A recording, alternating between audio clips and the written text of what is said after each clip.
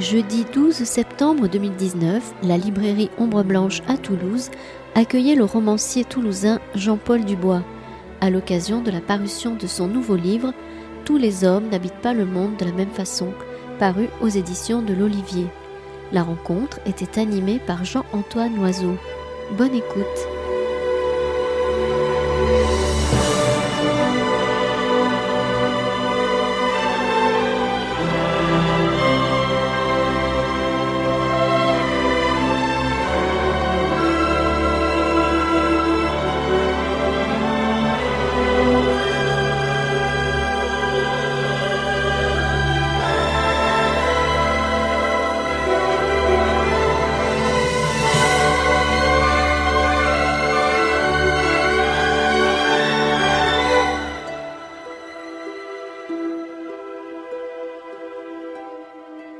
Je crois que c'est toi, Jean-Paul, que je dois remercier avant tout, parce que peut-être ton public ici ne le sait pas, mais ce sera la seule rencontre publique que tu as acceptée, et que tu as acceptée bien volontiers, presque comme chaque fois. Et on s'est vu au mois de juin, quand tu es venu parler à notre équipe de ton livre, lors d'une soirée un peu estivale, mais qui était plus supportable. C'est avant la canicule.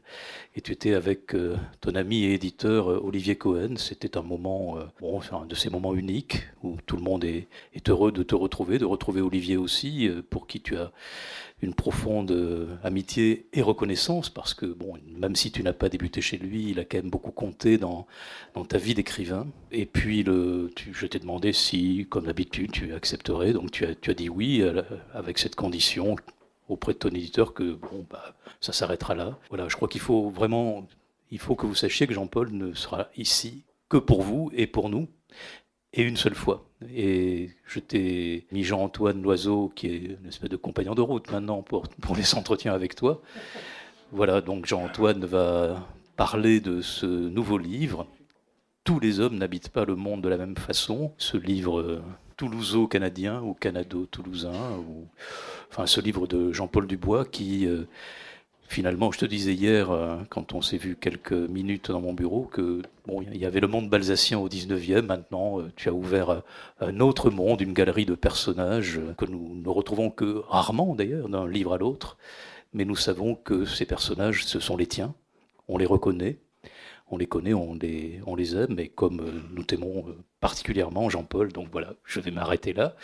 Merci beaucoup, merci Jean-Antoine. De loin, merci à Olivier, parce qu'il traverse une période compliquée et des disparitions. Voilà, c'est aussi ce que tu nous dis dans tes livres, apparition, disparition. Voilà, donc une pensée pour lui, et merci encore.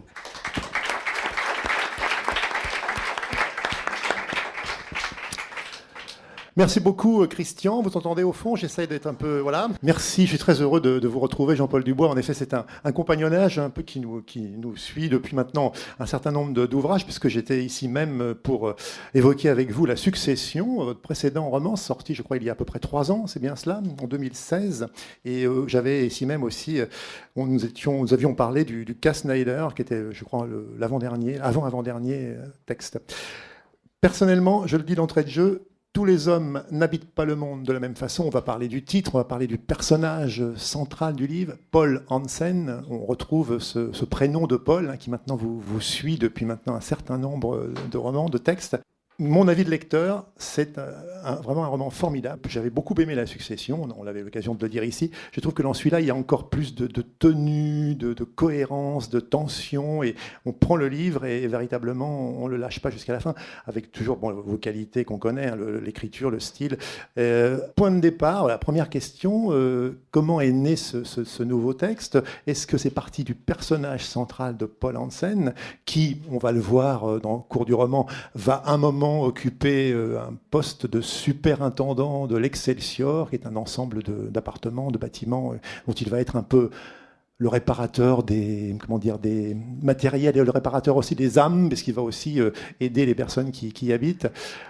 Comment est né ce personnage de Paul? Et est-il né de ce personnage? Et est-il inspiré d'un personnage réel? Et peut-être aussi une deuxième question sur le prénom Paul. Est-ce que ce prénom Paul vous permet finalement de de mettre vos pas, de commencer finalement peut-être l'écriture d'un livre, puisque c'est un peu comme un compagnon de route, également aussi, ce personnage de Paul, qui est à la fois chaque fois un peu pareil et un peu différent. Voilà, des questions qui nous permettent peut-être d'entrer dans ce magnifique texte « Tous les hommes n'habitent pas le monde de la même façon » de Jean-Paul Dubois. Voilà, je vous passe la parole. Je voudrais d'abord vous dire bonjour à tous, vous remercier. C'est un exercice qui pour moi pas facile, et j'aime pas parler de mes livres, j'aime pas parler. Bon. Mais venir ici est toujours grâce à Christian Torel et à vous. Un moment qui est pour moi unique, parce que j'en ferai pas d'autres, et qui est extrêmement agréable. Donc je vais essayer d'être le plus clair possible. Les livres, enfin les miens, moi j'ai une façon de faire qui n'est pas peut-être orthodoxe, mais je ne crois qu'à la chance, au hasard et à l'attention qu'on a aux autres dans une vie. Si vous réunissez ces trois conditions, pour moi, les livres se font tout seuls. Il suffit de vivre. Ce livre, il a commencé à mon insu, bien entendu, comme tous les autres d'ailleurs, il y a une vingtaine d'années, quand j'ai rencontré un type qui s'appelle Serge. Et Serge, c'est le gardien de l'immeuble dans lequel habite ma femme à Montréal. C'est quelqu'un, généralement, qu'on ne voit pas, quoi. Les gardiens d'immeubles ne sont pas déjà... Et là, lui... Il a une particularité, c'est qu'il a toujours travaillé là. Il a vu les gens vieillir dans cet immeuble. Il a vu les gens être malades, il les a aidés. La nuit, quand il y a des personnes âgées qui ont des déficiences cognitives comme ça et qui sortent par -20 à l'arrêt du bus qui est de l'autre côté de l'immeuble, il les voit vers minuit comme ça assis ou assises en chemise de nuit, ben, il se lève, il s'habille, il va les chercher, il les ramène, il les monte dans leur chambre. Il est cet homme-là. Il est un homme qui est à la fois capable de réparer les piscines, les moteurs, les extracteurs de fumée, d'odeur, qui sort les poubelles, qui déneige, qui passe des produits contre la glace, qui, quand vous avez un problème à minuit parce que vous avez une fuite, quitte ce qu'il a à faire et monte. C'est pas son métier, ça. Son métier, c'est d'entretenir un immeuble. Et tout le reste, tout l'aspect humain, tout l'aspect... cette affection naturelle qu'il a pour les autres, c'est hors de ses compétences naturelles. C'est là où il excelle. Il excelle dans tout, mais il excelle dans ça. J'ai été fasciné par l'humanité, l'intelligence, le respect que dégage cet homme. Et au fil des ans, donc en 20 ans, on est devenus proches, mais je ne l'ai jamais vu dans un livre. C'est-à-dire, je me suis jamais dit, tiens, je vais faire un livre sur Serge. Ça n'a aucun intérêt de raconter quelque chose comme ça. Et puis... quand au mois de février, Olivier Cohen, mon éditeur, m'a dit « Jean-Paul, il est temps de faire un livre ». Parce que mais ça se passe, je vous assure, ça se passe comme ça. Quand je raconte des choses comme ça a l'air soit d'être affecté, soit... C'est exactement ça, comme Olivier m'appelle. C'est-à-dire, on a un protocole qu'il a détecté, mais c'est que quand je l'appelle, je lui commence à lui raconter des histoires. Et il m'a dit plus tard, quand vous commencez à me raconter des histoires comme ça sur tel ou tel truc, ça veut dire que vous êtes en train de faire un livre. Mais moi, je ne sais absolument pas que je suis en train de faire un livre. Et ça se passe toujours comme ça. Et là, il me dit, il est temps, Jean-Paul, de faire un livre.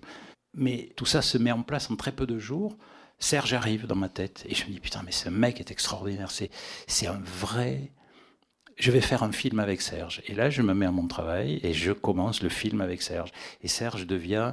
le pivot de l'histoire, il devient Paul, il devient le moteur humain de l'histoire, et tout le reste, ce sont vous avez une planète centrale comme ça, et quelques satellites autour qui tournent, mais ces satellites, ils sont là, je dis par hasard, mais en réalité parce que je les ai croisés un jour dans mes pérégrinations, j'adore écouter les gens, les regarder, les observer, et tous ces personnages qui sont là sont des gens que j'ai rencontrés. Et quand vous faites un livre, toute cette mémoire morte ensevelie revient, se satellise autour d'un élément principal qui est l'humanité de cet homme, la grandeur de ce type qui n'existe pas socialement, qui n'est pas reconnu, qui n'est pas quelqu'un de visible, et qui est quand même pour moi le moteur de l'humanité, quoi. C'est des gens comme ça qui font qu'on arrive avec plus ou moins de bonheur à vivre ensemble. Et donc ce type-là, moi je ne l'ai jamais plus oublié, et il devient Paul, qui est simplement la voix du narrateur, et qui est la mienne. C'est-à-dire, je rentre en lui, il rentre en moi, on fait nos échanges, et pratiquement tout ce que je raconte de lui est vrai, sauf des éléments violents qui n'ont jamais eu lieu. C'est juste un détail, mais Il y a 2 jours, il a téléphoné à la maison, parce que on a des liens comme ça.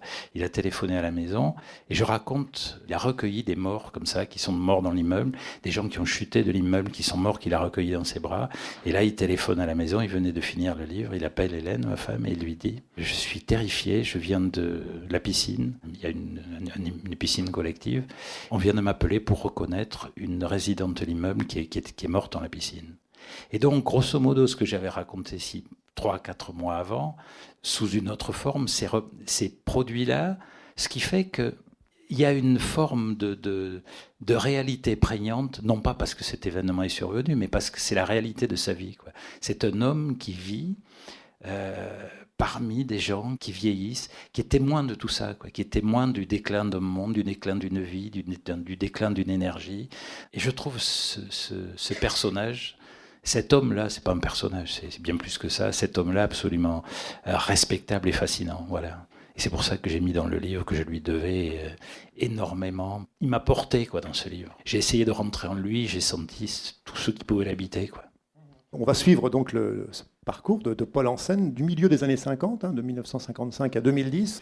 Et alors il y a quelque chose d'intéressant dans le livre, c'est la construction. En fait, le livre s'ouvre, on est à la prison, alors, au centre pénitentiaire de Bordeaux, mais à Montréal, parce qu'en fait Bordeaux c'est le nom d'un quartier éponyme de Montréal. Et après il y a une sorte de flashback, on suit à la fois l'histoire de Paul qui va en fait convoquer un petit peu, moi je l'ai lu comme ça, il convoque un peu les gens du passé, les morts qu'il a pu côtoyer, ces êtres chers qui ont été pour lui. Et il y a aussi donc cette dualité et l'échange qu'il peut avoir aussi en cellule avec ce personnage assez étonnant et assez fascinant, Patrick Horton, qui est donc un Hells Angel, qui donc est là en prison, accusé d'un meurtre, enfin on le comprend. Voilà. Comment est née la construction de ce roman, qui je trouve justement vous arrivez à maintenir comme ça ces deux histoires parallèles, qui fait que le lecteur n'est jamais perdu et on vous suit. Et est-ce que c'est quelque chose qui s'est mis en place très vite, ou est-ce que c'est au fur et à mesure de l'écriture que vous avez trouvé un peu cette forme, entre guillemets? C'est quelque chose, là aussi, qui se fait naturellement. C'est-à-dire que pour raconter la vie de cet homme, je n'ai pas assez de talent pour la concentrer uniquement à l'intérieur d'un immeuble. Je pense qu'il vaut beaucoup plus que ça, et que c'est l'histoire de la vie d'un homme. Et la vie d'un homme, elle se déroule sur des décennies, et je me suis dit que le plus acceptable pour lui rendre justice, c'est de raconter une vie qui est la même histoire et le même volume que ce qu'il allait être plus tard dans cet immeuble. Et là encore, le hasard, moi, vraiment le hasard, la chance, je ne sais pas comment dire que... J'aimerais, ça c'est ma lubie, mais bon, je ne vais pas vous le dire chaque année, enfin, j'ai que 3 ans. C'est que les livres se fabriquent d'une façon à la fois rationnelle et totalement chanceuse. C'est rationnel, c'est tout ce qu'on a gardé, tout ce qu'on a vu, toute la mémoire emmagasinée. Et la chance, c'est que moi je travaille avec 2 ordinateurs. Un sur lequel j'écris, un sur lequel je fais des recherches quand j'ai besoin de documentation, de trucs précis. Et là, il y a des années, j'ai vu une série, je crois que c'était sur Arte, sur un pasteur norvégien, alcoolique, qui perd complètement la foi et qui a des comportements, une vie sexuelle débridée, qui trompe sa femme. Enfin, c'est tout un monde déclinant d'un pasteur. Et j'ai gardé cette idée de la dignité de cet homme, vous savez, ce truc nordique, assez raide, et l'abandon petit à petit de tout ce en quoi on peut croire. Ça, c'est un bout de mémoire. L'autre bout, il me fallait un point de départ. Alors, comme j'adore les pays nordiques, ils me fascinent justement par leur côté Serge. Je dis Serge parce que c'est le héros du livre. Cette espèce de respect que chaque individu peut avoir pour l'autre. Je cherche le village le plus au nord du Danemark, qui s'appelle Skagen, et j'avais besoin de détails sur Skagen. Je cherche, et là, je vois l'église ensablée de Skagen. Et ça n'a aucun intérêt, quoi. Et pourtant, je reste là-dessus, sur ma documentation, et je vois l'histoire. C'est un des points de départ du livre, c'est-à-dire le basculement d'un homme dans la perte de tout ce qu'il avait. Il y a une église à Skagen qui a été faite aux alentours du XVIe siècle, un petit village de rien du tout, qui est au nord, au confluent de la mer Baltique et de la mer du Nord. Il n'y a rien. Et là, c'est essentiellement des pêcheurs, ils ont construit une église dans les sables, 40 mètres de long, que je ne dise pas de bêtises, 28 mètres de clocher, un truc démesuré pour l'endroit, quoi. Et sous l'effet des vents, des tempêtes et tout, régulièrement, l'église s'ensablait. Le sable arrivait à obstruer les portes, les vitraux. Au fur et à mesure, les gens revenaient le week-end pour ouvrir, enlever le sable, pour qu'on puisse entrer et que la cérémonie puisse se dérouler. Ça a duré pendant 2 siècles. Puis il y a eu une tempête colossale en 1780, quelque chose comme ça. Et là, le sable a recouvert toutes les issues, les fenêtres et tout. Ils ont retravaillé pendant des jours et des jours pour désensabler l'église. Et puis un jour, c'est le pasteur local qui a dit c'est plié, on arrête, on dégage tout. Ils ont sorti tous les meubles, ils ont sorti tous les objets liturgiques, ils ont tout vendu aux enchères, ils ont fermé l'église et ça a été abandonné. Et aujourd'hui, l'église est ensablée, c'est-à-dire qu'elle est recouverte jusqu'au... Je crois qu'il y a 14 mètres de clocher qui dépassent. C'est-à-dire que vous avez la photo l'image d'une dune de sable de laquelle émerge juste un bout de clocher. Quand j'ai vu ça, le livre était presque à moitié fait, quoi, parce que là, il y a tout. Il y a l'abandon de Dieu, il y a l'abandon de l'Église, il y a l'abandon d'un homme qui a cru et qui ne va être à partir de ce moment-là qu'à la dérive. Donc, la narration se fait à partir, vous voyez, de petits éléments comme ça. Et l'église ensablée, pour moi, c'est une image. C'est magique, quoi. C'est un truc... vous démarrez un film. Moi, je fais des films, toujours. Quand je fais des livres, je fais d'abord un film. Donc, je sais ce qu'est ma première image. Et la deuxième, c'est l'église ensablée. Et vous avez ce plan fixe. Tout est dit, quoi. Et là, la suite n'est que le développement de cette idée de fin d'un monde avec des basculements successifs et une forme de résignation et de souffrance dans une vie qui est à la fois longue, mais qu'on ne peut pas quitter parce qu'elle est criblée de joie par endroits, quoi. Donc la vie de cet homme, c'est l'errance ou l'itinérance d'une vie qui part de Skagen, qui passe à Toulouse, pas loin d'ici, même à 2 pas d'ici, et qui ensuite part dans un endroit qu'on a peine à imaginer, qui s'appelle Setford Mines, qui est une mine à ciel ouvert d'amiante. Bon, ça peut paraître fou, et pourtant pendant 50 ans, les gens ont vécu dans un village où tout est fait en amiante, les rues sont faites en amiante, les écoles sont faites en amiante, les dispensaires sont faits en amiante, et de temps en temps, il y a des explosions d'amiante qui viennent détruire les toits quand les pierres retombent. Et alors pourquoi je vais là ? Ça peut paraître fou. Pourquoi je vais de Toulouse à Setford Mines ? Parce qu'un jour, dans une conversation avec ma femme, j'apprends que mon beau-père est né à Setford Mines. Évidemment, je m'intéresse à Setford Mines. Et voilà pourquoi un endroit qui n'est rien au départ devient pour moi un petit centre du monde. Et on va cheminer comme ça dans tout le livre, dans des petits centres du monde qui existent, qui ont leur réalité, l'immeuble existe, les beavers, les avions, enfin tout ça sont des univers tout à fait concrets pour moi. C'est absolument pas du roman. C'est presque du documentaire, je dirais, par rapport à ce que je vois. Je n'ai qu'à ouvrir des portes dont j'ai toutes les clés, j'ai les serrures, j'ai les codes, j'ai tout. Donc c'est la chance qui a fabriqué ça et le fait que j'ai regardé tout le temps, garder les yeux ouverts chaque fois que je vais quelque part, que je vais voir des gens. Parce que ça m'intéresse de savoir. J'ai jamais compris comment on vivait, quel était le mode d'emploi de la vie. J'aime regarder comment les autres se débrouillent avec ça, quoi. Les livres ne racontent que ça, le précédent, celui d'avant, celui d'après, s'il y en a un autre. C'est exactement comme Mon chien, je ne vais pas repartir sur mes histoires de chiens. Il y a la chienne, il y a un chien, il y a la chienne Nook dans le livre qu'on retrouve, qui est un personnage important. Je suis dans la vie comme Mon chien et face à des documentaires animaliers.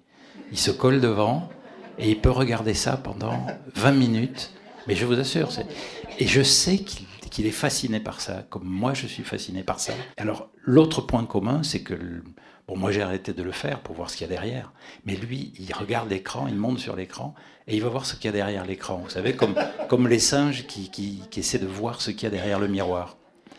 Et je me retrouve donc dans la position de mon chien devant les documentaires, et moi, devant le miroir de la vie, et j'essaie de comprendre comment on se débrouille quand on perd quelqu'un, quand on aime quelqu'un, quand la mort arrive, et ça tombe en ce moment de tous les côtés, quoi. Donc ça sert aussi de voir, d'essayer de comprendre ça. Moi, ce livre est plein de morts, c'est parce que je les ai vus partir les uns après les autres, et ce sont des choses... quand je dis qu'on vit avec ces morts, pour moi, c'est une réalité. C'est-à-dire, le type vit en prison. Il évoque... Voilà. Mais vous êtes sans arrêt visité par des gens qui vous habitent, quoi. C'est pas allez, on s'en fout qu'ils soient morts, mais ils vous habitent, ils vous ont apporté souvent la vie, le peu d'intelligence qu'on peut avoir, la compréhension du monde, les outils pour le tripoter, le bricoler. Moi, je suis habité par tous ces gens qui m'ont fait un legs. Je pense qu'on est tous faits par tous, et un livre est fait de ces choses-là, quoi, de tous ces legs que nous ont laissé les gens qu'on a rencontrés. Est-ce que c'est pas, finalement, Paul en scène n'est pas une sorte de voix, vous avez parlé de film, Jean-Paul Dubois, vous faites un film, vous faites un livre, mais est-ce que c'est pas un peu une sorte de voix off, en quelque sorte? J'ai le sentiment que chez vous, c'est important d'avoir une voix. Et puis une question par rapport au titre aussi, puisque le titre fait allusion à un extrait d'une prédication que fait donc le pasteur Johannes Hansen. Vous avez parlé d'un pasteur norvégien, c'est un pasteur danois qui a quitté le Danemark pour, vous l'avez dit, venir à Toulouse et ensuite repartir au Canada, à Thetford Mines, dans ces contrées où il y a les mines d'amiante. Le titre, est-ce que c'est important pour vous, le titre? Est-ce que, à partir du moment où vous avez le titre, vous pouvez écrire le livre, ou est-ce que il arrive en cours de route pour celui-ci? Parce que, bon, après, on comprend, c'est un titre magnifique en plus, bon, mais peut-être dit quelques mots là-dessus sur la voix off et sur le titre. La voix off, oui, parce que je trouve que ce qu'il y a de plus beau parfois dans les films, c'est quand il n'y a rien et que la voix off vous raconte d'où on part et peut-être vers où on va aller, quoi. Il y a énormément de films qui commencent comme ça, les Europa, par exemple, le train qui avance sur la voie et vous avez la voix off qui vous raconte d'où est parti le train, vers quoi on va. Et je trouve que c'est le moment où il faut être le plus attentif, parce qu'en très peu de mots, je pense que le type qui fait ça a l'intention de vous dire l'essentiel. Parce qu'après, il risque de vous perdre. Parce que dans un livre, le lecteur, vous pouvez le perdre. Dans un film, vous pouvez le perdre aussi. Mais dans le début, voilà. Le titre, les titres, ils se font. Là, vous allez me prendre pour un monomaniaque. Mais les titres, c'est le hasard. Il y a des titres. Un jour, on m'a dit, comme j'avais du mal à me lever le matin, un des premiers livres que j'ai fait, c'était comme je traînais tout le temps, je ne pouvais pas me réveiller. Elle me dit, tu devrais écrire tous les matins, je me lève. 3 jours après, le livre était fait, quoi. C'est-à-dire, je me suis mis au boulot et il s'est fait naturellement parce que c'était évident, quoi. C'était évident que tous les matins, je me lève. Et je me souviens jamais d'aucun de mes livres, je les ai jamais relus. Et de celui-là, je me souviens de la dernière phrase qui dit tout ce qui va arriver par la suite, qui est je ne vaux pas grand-chose, je ne crois en rien, et pourtant tous les matins je me lève. Voilà, c'est les 2 ou 3 dernières phrases du livre. Et tout est dit, c'est-à-dire que je vais essayer de me débrouiller, je vais me lever tous les matins, ce qui est déjà un sacré boulot. Voilà, c'est déjà une part de travail de l'exercice d'une vie. Pour le titre, celui-là, il est quasi magique. Il y a 20 ans, ou 25 ans, le Musée national du Canada me téléphone à Ottawa et me demande « Est-ce que vous voudriez faire la plaquette de présentation d'un plasticien qui s'appelle Robert Racine ?» Et Robert Racine, moi, c'est un mec que j'adore, que je connais assez bien. Et je dis « Mais bien sûr, non seulement je le fais, mais ça me fait vachement plaisir parce que j'adore ce mec. » Pour vous dire en 2 mots, quel est le personnage? Ça n'a aucun rapport avec le livre, mais c'est un rapport avec le titre. C'est quelqu'un qui a recopié tout Flaubert à la main. Tout Flaubert. Et je lui dis, mais pourquoi tu fais ça? Il me dit, pour l'avoir dans le poignet. Bon. Attention, c'est pas un poseur non plus, c'est un type qui est très premier degré. Après, Satie, qui était un sacré blagueur, a écrit une gymnopédie à propos de laquelle il dit, ça vous le vérifierez parce que j'ai pas le chiffre exact, mais cette gymnopédie doit être jouée dans le plus grand calme et la plus grande attention 737 fois de suite. Bon, c'est évidemment une blague. Sauf que Robert, lui, il l'a appliqué à la lettre. Et pendant 3 jours et 3 nuits, à l'Opéra de Toronto, de Vancouver et je ne sais plus aux États-Unis, il a fait 3 jours et 3 nuits où il a répété 737 fois la même gymnopédie. Alors les gens allaient, venaient, rentraient, sortaient, parce que personne ne peut passer 3 jours et 3 nuits à écouter le même morceau. Mais lui, il a joué le même morceau. Et il me disait, mon gros problème, c'est que j'ai pris des diurétiques pour ne pas avoir à quitter le piano pendant 3 jours et 3 nuits. Et à la fin, j'avais des hallucinations et une inquiétude, c'est si je fais une fausse note, il faut que je recommence tout. Ça, c'est Robert Racine. Après, il a fait un jardin de la langue française, c'est-à-dire qu'il a fait un jardin avec des poteaux sur lesquels il y a le mot du dictionnaire de A à Z, avec toutes les définitions. Après, j'arrête après, mais celle-là, elle est magnifique, je trouve. Il a décidé de faire comment on appelle ça, pas une prestation, ce que font enfin bon, peu importe. Il est allé dans une galerie, une performance. Voilà, il est allé dans une galerie. Il a pris, je ne sais plus quel livre de Flaubert, toujours parce qu'il fait une fixette sur Flaubert. Et il lisait comme ça, et chaque fois qu'il lisait des chapitres, il montait une marche d'escalier. Et il y avait comme ça, je ne veux pas dire de bêtises, 24 ou 25 marches d'escalier. Sauf qu'au bout de l'escalier, au sommet de l'escalier, Il n'y avait rien. Et là, quand il avait fini, il fermait le livre et il sautait dans le vide. Sauf que les assureurs, quand ils ont vu ça, ils se sont dit, il est hors de question qu'on vous assure pour faire ce genre de conneries. Vous l'avez fait une fois, c'est terminé. Donc les galeries, voilà Robert Racine. Et donc j'ai raconté toute la vie. Bon, je vous la fais très courte parce qu'il y en aurait 3 fois comme ça à raconter. C'est un type extrêmement simple, gentil aussi, adorable, intelligent, subtil, quoi, et très discret. Et quand il s'agit de faire le titre Cette plaquette, je me suis dit, mais Robert, c'est quoi? C'est un homme qui habite pas le monde comme moi, quoi. Et le titre de la plaquette, c'est Tous les hommes n'habitent pas le monde de la même façon. Ça, c'était il y a 25 ans. Quand Olivier me demande de faire le livre, je m'exécute, je fais le livre, et arrivé à la fin, j'avais plusieurs titres comme ça, il n'y en avait pas vraiment qui me plaisaient, et tout d'un coup, je ne sais pas pourquoi, paf, Tout le monde habite le monde de la même façon. Je l'écris, je me dis, putain, ça c'est bien, on le garde. Et je vais sur Internet, et je me dis, on va vérifier quand même qu'il n'y ait pas un dingo qui a eu la même idée que toi. Je tape, et je tombe, première occurrence, Tous les hommes n'habitent pas le monde de la même façon. Là, l'angoisse qui me prend, je dis mais c'est pas possible, et je vois en dessous Jean-Paul Dubois, et c'était Wikipédia, je crois, qui avait, ou Google, je sais plus, qui avait récupéré il y a 25 ans cette histoire de plaquette, et qui me l'offrait 25 ans après. Je lui ai téléphoné, je lui ai envoyé un mot pour lui dire, Robert, je te repique le titre que je t'ai filé il y a 25 ans, et je le prends pour moi. Et il s'est installé. Et alors, le plus étonnant, c'est que au moment où j'ai fait ce titre, je n'avais envoyé 6 ou 7 à Olivier avant que le livre soit fini. Et je lui ai envoyé ce titre, et dans la minute, il l'avait testé à l'Olivier, il me téléphonait en me disant, c'est celui-là, t'occupe plus, on le garde. Vous occupez plus parce qu'on se vous voit, même si on se connaît depuis une éternité. Voilà le titre, voilà comment se fait un titre. Et il se fait comme se font les livres, par les méandres et les petits délices de la vie, comme ça, qui vous surprennent au moment où vous n'y attendez pas.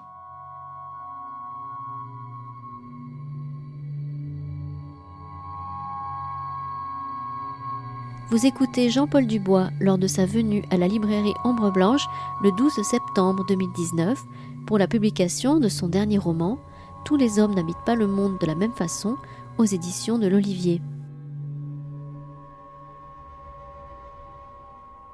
Souvent, vos livres se déroulent, vous dites, c'est une série de petits mondes un peu centrés sur eux-mêmes, mais il y a l'importance des paysages chez vous. C'était vrai dans le précédent roman, c'est souvent le Grand Nord canadien, c'est souvent l'hiver. Je me demandais, voilà, pour vous, l'hiver est vraiment la saison, votre saison de prédilection. Est-ce que vous pourriez, alors j'ai pas lu tous vos romans, je ne prétends pas les avoir tous lus, mais assez fréquemment quand même, il y a ce côté froid, extrême, hommes entre eux, les hommes qui marchaient dans la neige. Enfin bon, on retrouve des magnifiques scènes aussi dans le Grand Nord, avec l'homme qui marche avec sa chienne aussi le soir dans les rues. Est-ce que pour vous, voilà, l'hiver, c'est vraiment incontournable pour vous? Et est-ce que les grands paysages, les vastes paysages, permettent aussi d'écrire des vies plus larges, peut-être plus vastes, que des vies qui se situeraient dans des univers plus étriqués? Voilà. D'abord, l'hiver, c'est absolument magnifique. C'est une image, quoi. C'est-à-dire le cinéma, quand vous voyez un film d'hiver, déjà, moi, je vois un film où il neige, où il fait froid, où la lumière est grise et basse, et je sais que je vais être bien pendant 1 heure ou 2, enfin 1h30 ou 2 heures, parce que immédiatement, vous avez une atmosphère. Il y a un film qui s'appelle Insomnia, qui vaut pas grand-chose, sauf qu'il se déroule dans les contrées où la nuit est permanente, où le soleil est permanent. Voilà. N'importe quelle histoire racontée dans des conditions pareilles, où vous n'arrivez pas à dormir parce qu'il fait toujours jour, où vous n'arrivez pas à dormir parce qu'il fait trop froid, parce que le blizzard cogne de partout, parce que vous savez que pendant 3-4 jours, la vie va devenir impossible. La glace, les déplacements, c'est un combat, quoi. C'est un vrai combat pour passer une journée. C'est très très compliqué. Les vents de glace, les pluies verglaçantes, quand vous avez les arbres qui se couvrent de givre, comme ça en permanence, et qui tout d'un coup craquent, s'ouvrent en deux, parce que le poids du givre est tel que les branches ne peuvent plus le porter. Et quand vous voyez ça, moi les livres, je les écris, mais je les vois avant tout, c'est-à-dire que j'ai 2 yeux qui filment en permanence, et les scènes sont des scènes presque tangibles, quoi. D'autant que c'est des endroits qui aussi me sont familiers, donc le froid, c'est le décor rêvé. Je pense que cette histoire-là, quand vous imaginez Serge, je reviens à lui, qui quelle que soit la température, le matin, alors qu'il fait même peut-être pas jour, monte déjà sur le toit pour écouter le bruit des extracteurs, pour voir s'il est 18 extracteurs de l'immeuble, alors qu'il fait moins 30, qu'il y a du verglas, qu'il y a de la neige. Ça crée un monde. La même chose à Toulouse, c'est louable, mais ça n'a aucun intérêt, vous ne le filmez pas. Tandis que moi, je vais sur l'immeuble et je le filme parce que il y a la lutte pour survivre. Dans ce cinéma-là et dans ces livres-là, il y a une dimension supérieure qui fait que exister tous les jours est un effort surhumain. Une personne âgée dans le Grand Nord ou dans ces pays nordiques ne peut pas aller faire ses courses. Donc, qu'est-ce qui se passe? Donc là, la maladie devient aussi quelque chose de beaucoup plus handicapant. C'est-à-dire que chaque geste élémentaire de la vie, déneiger une voiture les matins, c'est rien du tout. Mais quand vous le faites tous les jours, pendant 2 mois, sortir, voilà, affronter le monde tous les jours, c'est un enjeu animal que nous, on n'a pas à affronter. Moi, ça me fascine, c'est un environnement, une vision, une sensation. Et vous dites que là, il ne faut pas se louper. Et dans le livre, il ne faut pas se louper non plus quand vous parlez de ce froid-là, quoi. Il y a 8 jours, il y a un prisonnier qui est à Hells Angels, parce qu'à Montréal, il y a eu pendant très longtemps, enfin même au Québec, des violentes bagarres entre Hells Angels qui ont fait, je crois, 50 ou 60 morts en quelques années. Enfin, c'est un monde de fous, quoi. Il y a une cohabitation dans le livre entre le narrateur et ce Hells Angels qui a une forme, Patrick Horton, qui est une forme d'abruti intégral et de génie. À sa façon, c'est un génie qui comprend le monde. À un moment, il explique le scandale des subprimes à travers les Harley-Davidson. Il a construit un monde qui tourne autour des Harley-Davidson et tout est analysé à travers ce prisme. Et le pire, c'est que ça marche. C'est que sa vision du monde et son analyse du monde et son analyse des rapports sociaux à travers le prisme des Harley-Davidson, qui est la chose quand même assez primitive, fonctionne parfaitement bien. Et donc, il parle évidemment comme un gangster voyou des quartiers de Montréal, tout ça. Sauf que quand j'ai écrit ça, quand j'ai dit « faut pas se louper », ça n'a aucun rapport, mais ça a un rapport. Et je me suis loupé. J'ai essayé d'employer la terminologie québécoise. Mais il n'y a pas d'équivalent, quoi, entre l'argot des prisons français d'aujourd'hui et l'argot québécois. Il n'y a pas de translation possible. Donc, ce que j'ai fait, c'est que j'ai gardé le vocabulaire français, quoi. Il y a 2 journalistes qui m'ont téléphoné de Montréal et qui m'ont dit « Alors, sur le livre, il n'y a rien à dire, bon, c'est cohérent, tout est... Mais alors, où est-ce que vous allez chercher comme prisonnier du Québec, de ce quartier-là, de Annecy, qui soit capable d'employer une terminologie de prisonnier français ?» Et là, c'est ce que j'appelle me louper. C'est-à-dire que pour eux, c'est inconcevable de parler comme ça, quoi. Donc, j'ai raté un truc et je savais que je le ratais au moment où je le faisais. Et c'est là où... Je reviens au froid, tout ça a une cohérence. Et dès que vous déplacez, je prends un exemple souvent qui est pour moi, il faut que dans un livre, il y ait une précision et une cohérence chirurgicale qu'on retrouve. Moi, la première fois que j'ai touché ça, une prothèse de hanche, c'était pas la mienne, je vous rassure, mais une prothèse de hanche, c'est un truc miraculeux. C'est 2 assemblages de métaux et d'acier qui s'articulent d'une manière, c'est la perfection chirurgicale, ce qu'on appelle, c'est-à-dire c'est usiné de telle façon qu'il n'y a rien qui accroche. Tout est parfait, le mouvement est fluide. Et je pense qu'à l'intérieur d'un livre, il faut que tout soit comme ça. Et l'erreur que j'ai faite, qui ne se voit pas en France, mais qui pour un Canadien est une erreur qui est embarrassante, c'est qu'à un moment, justement, la prothèse accroche un peu. C'est-à-dire que l'usinage n'est pas parfait, et j'ai raté ça, je me suis loupé là-dessus. Je ne me suis pas loupé sur le climat, parce que je connais bien ça, et puis je fais bien gaffe quand je parle d'un truc. Je veux que ce soit précis au millimètre, mais là, non, voilà. Donc, je me suis loupé.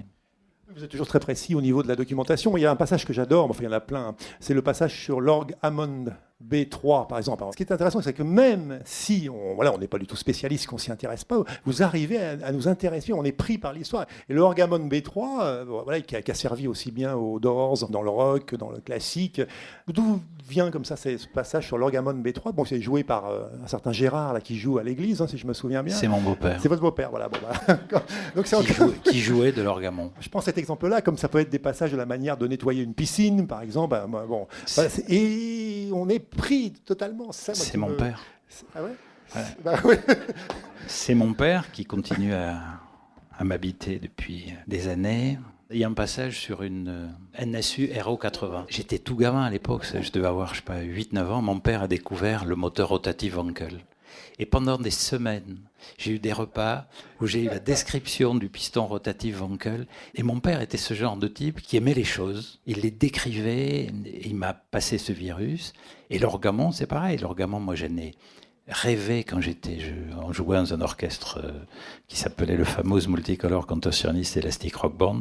Je crois que je vous le fais à chaque fois. Mais c'est mon petit plaisir, ça c'est mon rosebud à moi. Donc on jouait et moi je rêvais d'avoir la sonorité de l'orgamon. Et pourquoi j'en parle comme ça? Parce que je ne l'ai jamais eu.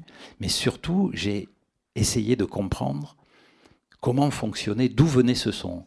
J'ai appris comment fonctionnaient les roues phoniques, les capteurs électromagnétiques, tout le mécanisme de l'orgamon. Hamon était un fou furieux qui faisait aussi des sous-marins.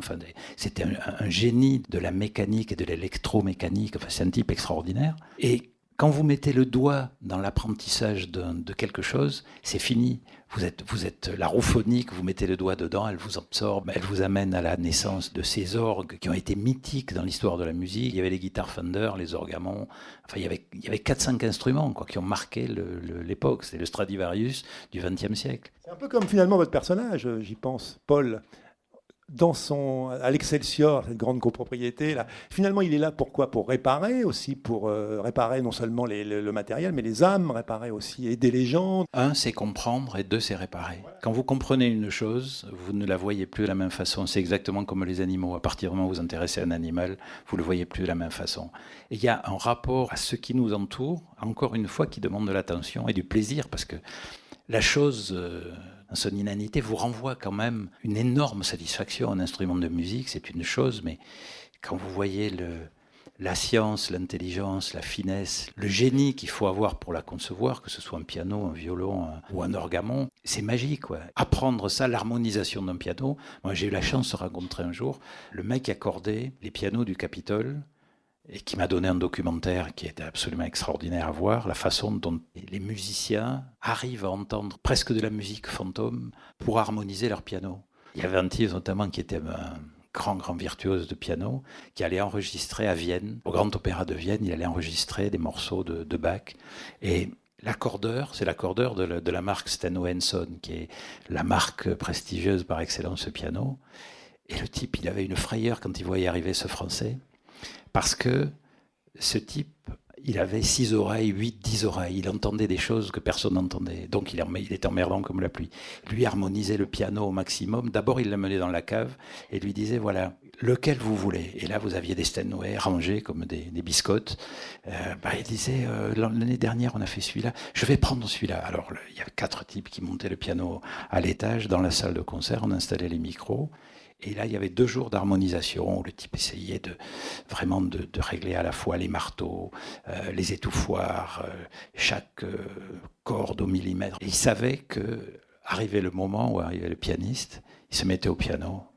Je disais, extraordinaire. Tout ça en allemand, hein. Extraordinaire, magnifique, vraiment. C'est le plus beau piano sur lequel j'ai joué.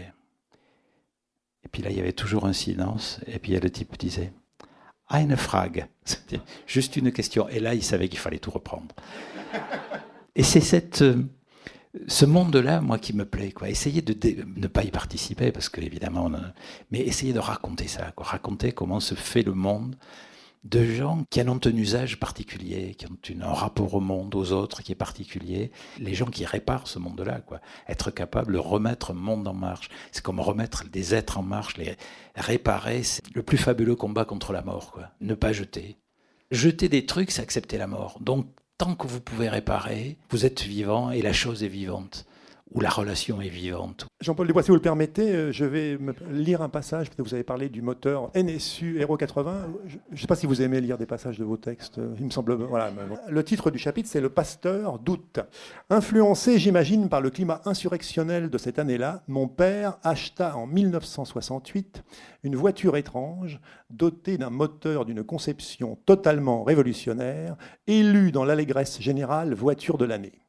La NSU Aero 80, RO signifiant Rotationskolben, était une familiale équipée du fameux bloc Comotor, le premier moteur rotatif Wankel à équiper une voiture de série. Le pasteur, sensible à cette innovation mécanique, acheta la 4 portes allemande pour héberger une famille qu'il aurait parfaitement pu loger dans un habitacle autrement modeste et de technologie plus conventionnelle.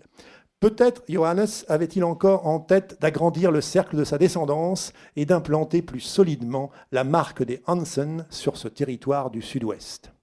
Quoi qu'il en soit, et malgré son habitabilité surprenante, cette NSU birotor se révéla être un véritable désastre, avec son catalogue de pannes moteurs aussi inattendues et variées les unes que les autres.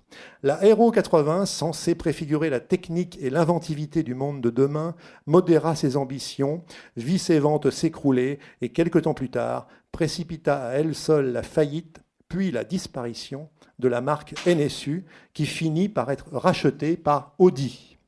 En tout cas, l'arrivée dans notre famille de ce véhicule, aussi couronné que mal né, coïncida avec la détérioration des relations entre mon père et sa femme, mais aussi entre le pasteur et son église. Durant tout ce printemps 1968, le Spargo, c'est le cinéma, on pourra l'évoquer. On perd des lecteurs, là. On perd des lecteurs avec les histoires de bagnoles et de mécanique. Non, mais je pense pas, vous n'êtes pas. Enfin, a priori. Je plaisante. Durant tout ce printemps 68, le Spargo, dont on avait sommairement rafraîchi la façade, vécut sous le souffle roboratif d'une nouvelle effervescence. À l'image de tous les autres corps sociaux, le petit monde du cinéma fut traversé par la tornade libertaire, balayant les usines, les universités, les avenues d'un vieux monde encore chaussé de pavés. Et en entendant Godard prôner à Cannes la grève des pellicules et la fusion des luttes, ma mère, Anna Marguerite, se meua en égérie locale, art et essai, rejoignit la lutte godardienne, bouleversa sa programmation et ouvrit la caverne de son Spargo à toutes sortes d'assemblées générales, organisant des débats à large spectre qui n'avaient pour unique contrainte que de se terminer tard dans la brume d'une nuit moite et enfumée de stimulantes critiques. Les après-midi, Anna programmait les films de l'année. Rosemary's Baby, La Partie, 2001, l'Odyssée de l'espace, Baiser volé. Et le soir venu, Marx, Lénine, Trotsky, Mao et Bakounine tenaient le haut de l'affiche et les séances s'enchaînaient au gré de la marée des groupuscules qui électrisaient la salle et s'échinaient à démontrer leurs aptitudes respectives à conscientiser les masses. On peut parler du cinéma, et l'évoquer, parce que finalement le cinéma est présent. Là, on est en 68. Le livre, comme ça, ponctué de séries, de pages qui se tournent, votre disparition de monde et aussi de naissance de nouveaux mondes. Le personnage d'Anna, donc, le cinéma, il est présent aussi par son intermédiaire, finalement. Un personnage très différent de son mari, en fait. C'est vraiment un couple assez dissemblable, en fait. Pas vraiment. Enfin, oui et non. Le cinéma, à l'époque, c'est quelque chose qui explose, quoi. C'est-à-dire la fin des années 60 et les années 70, c'était une effervescence de genres, de styles nouveaux, d'acteurs, même de rapport à la manière de filmer. C'est un monde qui a changé brutalement.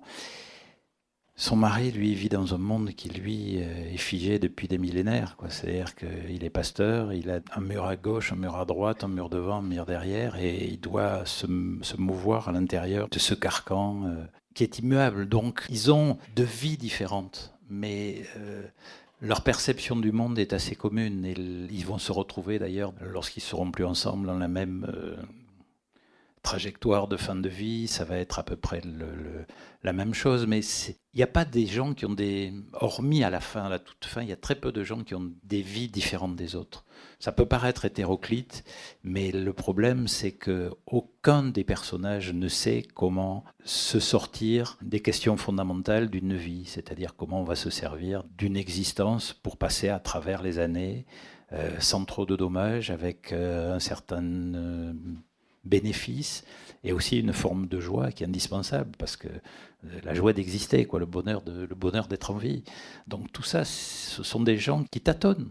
Mais je suis pas loin de penser que c'est le régime commun, c'est la règle commune. Sauf que là, dans un livre, évidemment, le décor est restreint, le monde, c'est un petit monde, et tout est plus visible. Ce sont des gens qui cherchent tous. Sa femme croit trouver une issue dans le cinéma qui finit très mal. Le père, il rêve de l'idée ça revient aussi, ça dans d'autres livres, quelques heures en la perfection de la foi. Essayer d'imaginer que la foi est une forme de fuite et de salut vers quelque chose de plus acceptable. Et il finit par tout abandonner, piller son église, voler le bien commun du presbytère et aller jouer ça sur des champs de course, ce qui le rend éminemment sympathique à mes yeux. Mais c'est vrai, c'est ça la vie, quoi. C'est de se dire qu'à un moment donné, il n'y a plus que ça à faire et qu'il faut le faire, quoi. C'est-à-dire, il se ruine, il ruine sa vie, quoi. Parce qu'il a une obsession, ça aussi. C'est que c'est dans la dernière ligne droite que s'arrangent les choses, quoi. C'est-à-dire que le cheval sur lequel il a misé, qui est mal barré dans la course, à un moment donné, un jour donné, il va arriver et c'est lui qui va gagner et qui va sauver l'histoire, la vie. Donc, un pasteur qui mise sur des chevaux pour essayer de récupérer tout ce qu'il a perdu, je trouve ça, moi, éminemment. Moi, c'est un type, j'aimerais vivre avec un mec comme ça, quoi. Je ne l'aurais pas quitté si j'avais été sa femme. Surtout pour épouser un Suisse pourri. Je ne veux pas vous déflorer la suite de l'histoire, mais bon.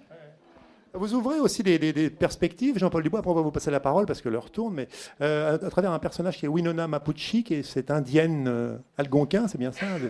Est-ce que pour les besoins de ce roman, vous êtes documenté sur cet univers amérindien et qui finalement apporte aussi au monde actuel des choses un peu positives, parce que finalement, pour expliquer malheureusement notre monde actuel qui est, voilà, où on parle que du profit, du côté de la rentabilité, parce qu'il y a aussi ça dans le livre, hein. Le cynisme est présent aussi chez certains. Est-ce que ce personnage de Winona, est-ce qu'elle incarne pas une certaine franchise, une certaine ouverture, voilà, il y a une espèce de facilité dans les contacts, dans l'échange. Comment est-elle née aussi, ce personnage de Winona? Peut-être le hasard, vous allez me dire encore? Ah non, c'est pas un hasard, c'est une logique. Elle est née d'un monsieur qui s'appelle Serge Bouchard, qui est un des meilleurs amis de ma femme, et qui est un ethnologue qui a travaillé toute sa vie avec les Indiens, et qui faisait une émission à Radio-Canada où il parlait des tribus, de leur approche du monde. Et donc Serge Bouchard, j'ai lu quelques livres de lui, m'a appris à connaître ce monde-là, qui est une approche radicalement différente, qui est pas, je dis, c'est pas idyllique, c'est pas, moi je porte pas de jugement là-dessus, mais moi qui me plaît, il y a de très très belles choses. Le plus beau étant qu'ils enterrent leurs morts avec leurs outils. Pour moi, c'est extraordinaire. C'est-à-dire l'idée que le type va continuer là où il va. Il n'y a pas d'idée de Dieu ni rien. Là où il va, on lui donne ses outils pour qu'il continue à exercer son savoir et son savoir-faire. C'est terriblement touchant, émouvant et intelligent, je trouve. C'est une manière de traiter avec la mort qui me paraît très maligne. Il n'y a pas besoin d'intermédiaire. Voilà. Si vous jouez la guitare, on vous met une guitare. Si vous êtes un bûcheron, on vous met la tronçonneuse. Et je trouve ça très bien, et ça se passe comme ça. Et la seule question idiote, évidemment, que moi je me posais, c'est que si vous avez des outils électriques, est-ce que là où vous allez, la polarité de la prise et le voltage sera compatible avec l'outil avec lequel... Mais je sais que c'est ridicule, mais c'est moi la question que je me suis posée. La première, quand on m'a raconté cette histoire, cette règle, ce respect des morts, et je me suis dit, la question idiote, c'est une question de gosse, quoi. Mais ça compte aussi, quoi. Je me dis, merde, ça serait le point faible de leur rituel de ne pas avoir réglé avec moi le problème des polarités et des prises. C'est idiot, mais je fonctionne aussi avec ça. Avez-vous des questions, des remarques, des réflexions pour Jean-Paul Dubois? Tous les hommes n'habitent pas le monde de la même façon, donc aux éditions de l'Olivier. Je n'ai jamais lu aucun livre de vous. Je viens de vous découvrir par hasard. Je connaissais votre nom, je savais que vous étiez à Toulousain, mais je vous ai vraiment découvert il y a 8 jours en écoutant une interview que vous avez donnée à France Inter. Et ça m'a bouleversée. La façon dont vous parlez, les préoccupations que vous avez, l'abord que vous avez au monde, aux gens et aux chiens, enfin voilà, c'est comme une rencontre formidable, quoi. En fait, je veux dire, vous êtes le genre de personne, moi, ça rassure, quoi. Je veux dire qu'il y a encore des êtres humains complets. Je suis un des types les plus inquiets du monde, alors si je vous rassure, il n'y a pas de c'est adorable. Et non, c'est complètement sincère. C'est assez rare qu'on ait un coup de cœur comme ça.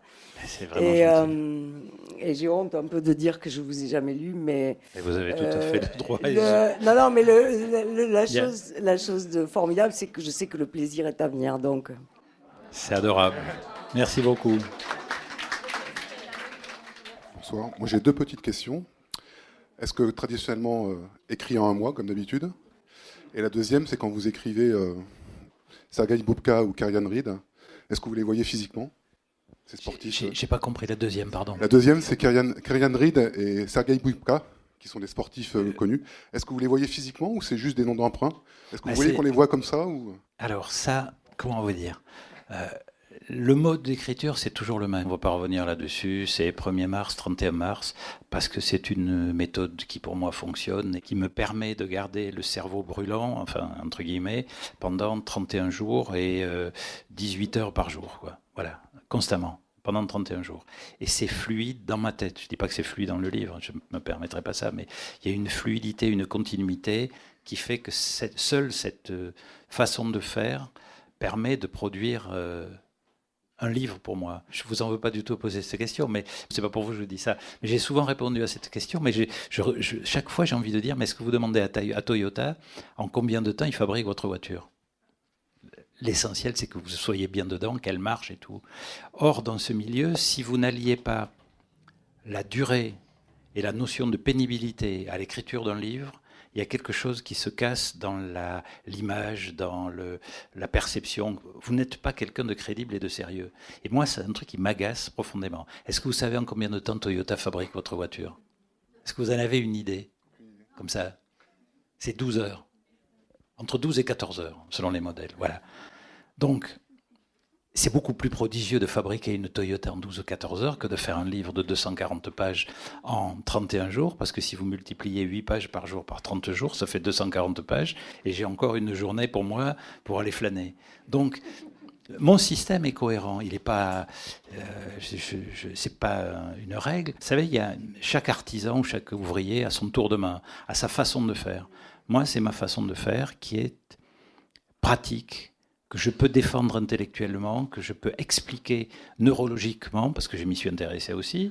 Et voilà, bon, c'est un truc, 31 jours, mars, parce que c'est une saison pourrie et que je préfère être dedans que dehors. C'est des trucs tout bêtes, et ça fonctionne comme ça. Et j'en ai fait 21 ou 22, je ne sais plus, sur ce modèle-là, et ça fonctionne. Et l'autre question, Kerian Reed. Alors voilà, Kerian Reed et Sergei Boubka. Le personnage, je l'ai rencontré, cet évaluateur de mort. C'est un adjuster en anglais qui, pour les assurances, essaie d'évaluer la valeur réelle d'un mort. C'est-à-dire que si le type a fumé, il vaut moins cher. S'il trompe sa femme, il vaut moins cher. Enfin, c'est des caricatures comme ça, mais c'est des faits réels que les compagnies américaines utilisent pour moins rembourser sur une assurance vie ou des trucs comme ça. Et j'ai rencontré ce gars qui m'a raconté son travail, sa vie et tout, et ça m'a fasciné, il y a très longtemps. Alors Kerian Reed, pourquoi? Parce que Kerian Reed, c'est le seconde ligne All Black que j'adore et que je mets toujours 2, 3, 4 noms de sportifs dans les livres. Et Sergei Boubka, parce que quand j'étais gamin, c'était le champion du saut à la perche, qui est le premier à avoir sauté, je crois, 6 mètres, là, je ne dis pas de bêtises. Et voilà, et que ce type avait pour moi, une grâce, quoi. Donc, Sergei Boubka, j'ai mon panthéon de sportifs et Kerian Reed, c'est le seconde ligne des All Blacks, donc, comment? Snyder, qui était un footballeur. Ouais, mais Lucas Snyder, c'était un joueur hollandais de l'équipe numéro 10, je crois. Et je mets toujours des noms de sportifs parce que je suis un malade de sport, que tous les soirs, je lis l'équipe Internet. C'est-à-dire, je lis des nouvelles absolument stupides qui ont le pouvoir de me capter avant de dormir et de me détendre. Et de savoir qu'un type a passé 6,02 au championnat de Stuttgart, ça me fait du bien. Voilà, des trucs, c'est complètement idiot, mais j'adore ça. Et puis j'adore le sport en général parce que je les connais tous. Je suis beaucoup plus compétent en sport qu'en toute autre chose. Et j'adore ça. Et j'adore regarder et connaître les noms des sportifs. C'est-à-dire que hier soir, j'ai regardé le replay du match France-États-Unis et de pouvoir dire à ma femme au moment où il shoot, c'est Rudy Gobert, j'étais super fier. Voilà, c'est idiot, mais je connais tous les noms des joueurs du top 14. Je connais, tout. C'est une maladie que j'ai chopée môme et j'adore. C'est idiot, je le confesse, ça n'a aucun intérêt. Mais ça me détend et bon, voilà. Il y en a qui jouent au golf, moi j'aime bien penser aux sportifs, que je ne serai jamais. Pour rebondir sur le golf qu'apparemment tu ne mens pas, puisque tu n'aimes pas, puisque Olivier Adam, dans son dernier ouvrage, te cite, et cite une phrase de toi que je n'ai pas comprise d'ailleurs. Il dit que tu dis que le golf, c'est un sport de philatéliste. Alors je n'ai pas compris. Deuxième question, Olivier Adam appelle ses personnages dorénavant Paul comme les tiens. Y a-t-il un jeu entre vous ? Ah, pas du tout, non, ça veut dire que c'est un homme de goût. Et pour le golf, bon, je crois que chaque fois qu'on se retrouve ici, vous me parlez de golf. Non. Je vous reconnais, vous êtes toujours là, toujours assis à la même place. Le golf, c'est un truc, je sais pas, ça me dépasse, quoi. Oui, J'ai essayé, comme les frères Marx, j'ai arrosé les parcours voisins. J'ai essayé une fois. On m'a retiré la canne, on m'a retiré le club, on m'a retiré les balles, on m'a dit c'est terminé. Et je ne comprends rien. Je ne comprends pas comment on peut passer du temps à se compliquer la vie pour faire entrer une balle dans des parcours qui sont créés par des psychopathes, parce que vraiment, quand vous voyez les difficultés que l'on propose aux golfeurs, parce que moi je suis allé me balader sur les golfs, j'aime bien l'architecture, voir l'architecture des golfs. Les golfeurs ne m'intéressent pas, mais le parcours m'intéresse parce que je me dis, putain, le mec, il y en a un en Écosse notamment, où vraiment le type, il doit avoir des problèmes familiaux, ça se voit, parce que vous avez des plans d'eau avec des déclivités qui vont dans des trucs de sable, des bunkers. Les bunkers. Mais et vraiment, on sent que c'est fait pour faire du mal, pour créer de la difficulté, de la douleur, quoi. C'est un truc anglais, mais le rugby aussi est un truc anglais. Donc, il y a une similitude entre le parcours de golf et les règlements de rugby, qui sont vraiment faits par, là aussi, des gens qui ont beaucoup souffert dans leur jeunesse, quoi.